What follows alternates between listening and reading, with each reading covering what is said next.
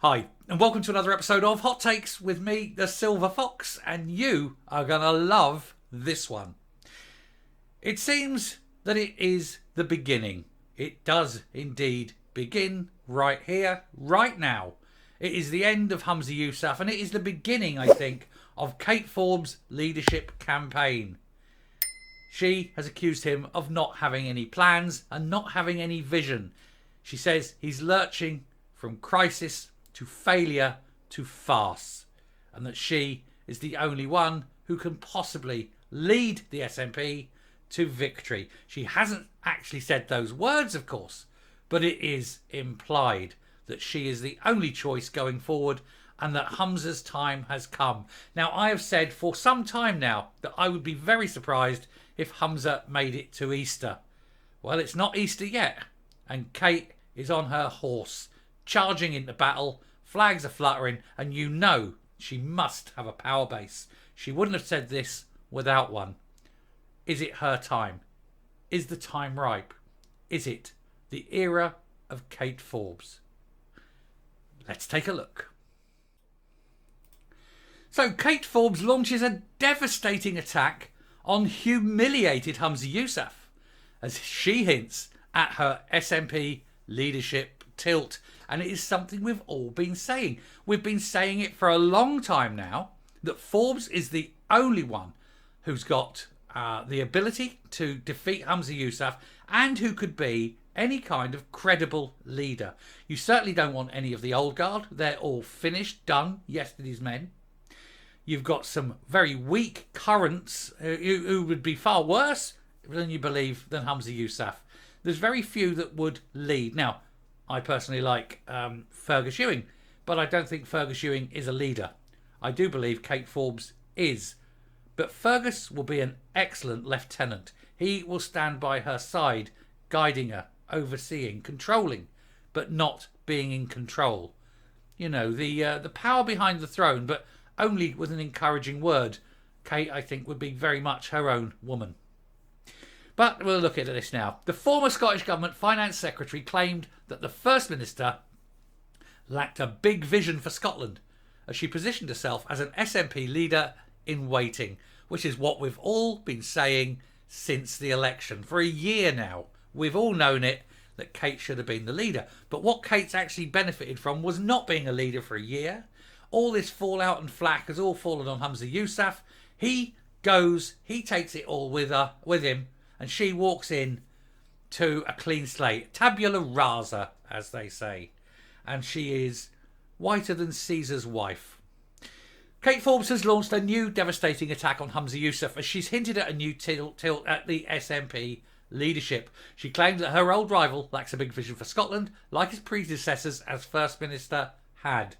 The former Finance Secretary is currently stuck on the backbenches at Holyrood after refusing, wisely in my opinion, a place in the cabinet when she narrowly lost out in a contest to replace Nicola Sturgeon. But she's continued to play an active role, criticising the Scottish Government for decisions they make, including indefinitely delaying the construction of a new hospital in her constituency. And it is that, I think, this new hospital delay that has tipped her hand. It's caused her so much ire, so much anger, so much frustration that she's had enough and she's going for it. And good luck to her. I mean, I'm sitting outside, not a fan of the SNP by any means, as you know, but I do have respect, if nothing else, for Kate Forbes. She's an intelligent woman. She's not extremist. She's not insane. And she has said previously that she knows independence is currently unachievable and so wants to park it and deal with issues. And I think that would bring the SNP back in as just a normal party, devoid of extremists, devoid of the loonies.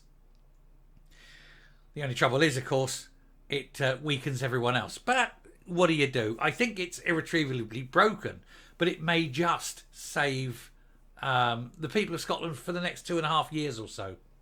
Anyway, she's now targeted the First Minister specifically amid widespread dissatisfaction about how he has performed in Bute House. Now, it isn't just her who's dissatisfied. Everyone in the party, everyone, like membership, not just the Holyrood's and the Westminster lot, We're talking about the general man in the street member. They're all upset at Humza Yousaf. He's seen as weak, as uninspirational, as someone who vacillates between not knowing what to do and not knowing which opinion of other people to take. He really has no ideas of his own. She told Hollywood Sources podcast that she planned to continue as an MSP for as long as she felt she could, and she would deal with the root symptoms, not just tread water.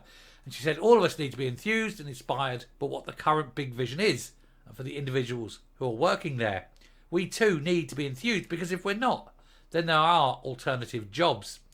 She was then asked by podcast host Jeff Aberdeen, who was the former chief of staff to Alex Salmond, about whether she thought Mr. Yousaf was showcasing this, but admitted that his performance had been, in her words now, underwhelming. And I think that is the understatement of the year. He said that he was set to lose seats at the general election. He's set to lose face, he's set to lose seats, he's set to lose the party, he's set to lose support, and he's set to lose his job. And that, of course, is ultimately what we all care about. He needs to go. He is a damaging, racist, hate-filled individual who cares only about his gang, does not care about the people of Scotland, and keeps adopting policies from the Greens because he has none of his own. And the great thing is that should there be another challenge right now, and Kate wins it, which she will, the Greens are gone. Maggot Chapman, gone. Ross Greer, gone. Jeffrey, gone. And the little deviant imp, gone. And none of them will be missed or mourned. It would be a grand, wonderful day for Scotland. Miss Forbes said people need to be inspired by leadership. They need to be inspired by the thought that things are going to get better and that this is going to be a challenging year all round. And as much as I back the party and the current First Minister, note the use of the word current. We can only win elections if you have a big vision we can get behind. And of course, Humza Yousaf has no vision whatsoever.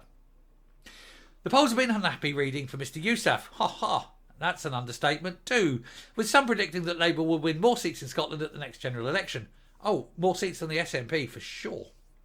His popularity has also plummeted among Scots into the negatives as he has presided over embarrassing U-turns and scandals. And of course, he's got a family that has cost Scots a lot of money in terms of paying ransoms, allegedly. And of course, he's had to cut deals to make sure that the brother-in-law gets released without charge, even though he is a dealer of illicit substances and there was an unexplained death in his presence. Miss Forbes was speaking at Hollywood Sources live show, which was about 25 years of devolution, and it included discussions by 3 former First Ministers, Salmond, Lord Connell and Henry McLeish. She praised them by saying they all had a big vision for Holyrood and asked, what's the big vision for the next 25 years? Well, I think for her, 5 of them as leader of the party at minimum.